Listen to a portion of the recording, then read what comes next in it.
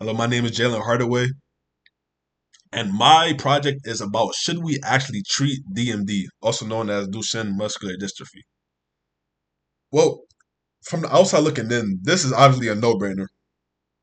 If there's a disease and you think that we can treat it, obviously we should put our best effort forth to treating the disease.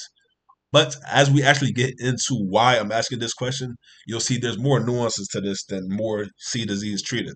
So to give you some background on this, DMD or Duchenne muscular dystrophy is a genetic disorder which causes weakness and degeneration of muscle over time. The exact cause of this is there's a mutation in what we call the DMD gene or in the chromosome. And what this chromosome usually codes for is the dystrophin, which is in your muscles. Dystrophin typically codes for muscle stability, so it allows your muscles to grow with your body as you age. You know, when you work out and your arms are tired and your arms recover a couple of days later, that's because of dystrophin. So without this, your muscles will simply break down over time as if they're unused. So symptoms of this, that includes like inability to walk properly, leading to falls, muscle wasting, and also like organ failures, as your organs also use muscles to operate. Like for example, some people can't even eat; they have to have a feeding tube because the muscles in their esophagus can't contract to push food down. On the right, I just have an image. It just anatomical model of DMD shows the muscles are have atrophied versus normal muscles. Now, this is actually a very well researched disease due to, well, I wouldn't say it's super common, but it is relatively common in the grand scheme of things. So you can see there's plenty of different resources. There's groups for not only carriers of DMD, but also their parents. Due to the nature of this, typically you'll see newborns to only early teens affected by this disease. Please keep this in mind for later. So the different groups like MDA, PPMD, for parents, they provide different things like financial support, information about new or more niche treatments, and local support groups. This is a very difficult uh, this is a very difficult disease, not only on the carrier but also on the family. So having support groups is very nice for them. And for this disease, earlier most people weren't expected to live past their early teenage years. If they're lucky, they might live to 20s. But now the average lifespan is early to mid 30s, and this is a huge jump. Um, this is actually the current treatments they have for DMD actually have about an 80% success rate, and in this situation, we quantify success as them living past their mid 20s.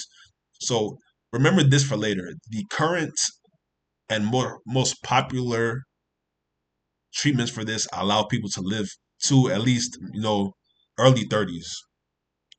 And what actually leads to death in the patients after they reach the end of their lifespan is after their muscles waste away enough. They have respiratory or heart complications because those are muscles, and when they waste away, the carrier just stops living. All of this research is done by peer-reviewed and clinically tested methods and experiments, and they bring a scientific authority. They might have a slight clinical bias because while you're while we deem success as people living to a longer age, a parent or a family might not deem it as success because although these treatments allow people to live into their 30s, they're living in constant pain, and some honestly prefer to let the disease take run its course instead of pursuing treatment just because of how much pain they're currently in. So a slight bias is what is deemed to be actual success between the carrier and the clinicians who are treating them. So now I want to get into gene editing and gene therapies. The first attempt was in the 70s. There wasn't really a success with that. But lately in the 2010s, they've tried what's called zinc finger nucleases. And what it does is actually can restore some dystrophin, which where dystrophin, this whole disease is about dystrophin being not present. So this therapy can actually restore some dystrophin. This is actually like a big thing because the current therapies we have don't actually restore dystrophin. Like this is it could be more of, we could even kind of classify it as a temporary cure rather than just a therapy. Most therapies we have, they target a musculoskeletal system, and what they do is they slow down the course. But this actually works on reversing the course. And I know what you're thinking, like, this sounds perfect. Like, why is there an ethical concern? Why is there ethical concern between the treatment and whether or not we should use gene therapies in treatment? Because it, like, unlike other things like deafness, when we're thinking about gene editing deafness, people are wondering, will this like bring like a stigma to the community, like it's something to get rid of? But for things like this, it's a pretty unanimous sentiment that this is not something that anyone wants to live with, and we should get rid of it. So this connects to especially our ethics value of this class with technology. Ethics and technology often go hand in hand. And my question, is it worth the risk? With DMG editing, it poses a risk because if the editing, if anything goes wrong, and not through the fault of the clinician, just because not everyone is a perfect host for, everyone's not a perfect candidate for the gene therapy, and there's honestly no real way to tell if you're a preferred candidate or not. So it's kind of just like a crapshoot. You risk. It's a big risk. You could abate the you could abate DMD for a second and provide relief, or worsen it could worsen it, and also like maybe even speed up the rate that the disease will take. So the real ethical concern is that those who, like I mentioned earlier, DMD takes its course in newborns to early teenagers. So they have no say in whether or not that they can undergo that this was is still considered an experimental therapy. And I know like they can urge their parents or they can urge the clinicians that they want to go through with this, but because people who don't receive treatment typically don't make it to adulthood, it's like it's widely regarded that they don't have the mental capacity to understand what they're agreeing to or what they're not agreeing to on the reverse. So this leads to like the kind of the ethical dilemma. Choose the quality should we let parents and clinicians choose the treatment, or should we let the carrier, who are typically very young adolescents, choose?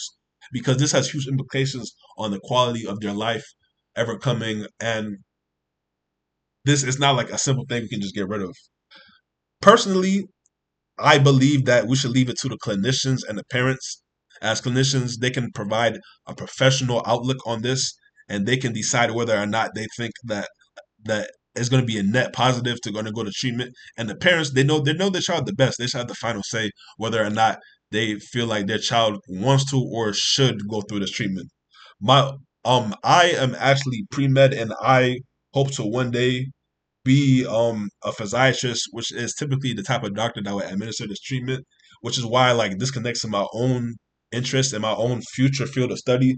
And like it's about, it made me sit down and think, would I decide to go through with this treatment or not? And really, it's a case by case process. But this is how DMD treatment, DMD gene editing therapy connects to our values for this class. So for my sources, I found them by going. I used Google Scholar, and I used another.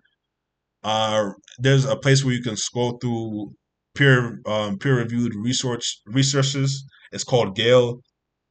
These they led me to read up on the dangers, which is how I got my figures.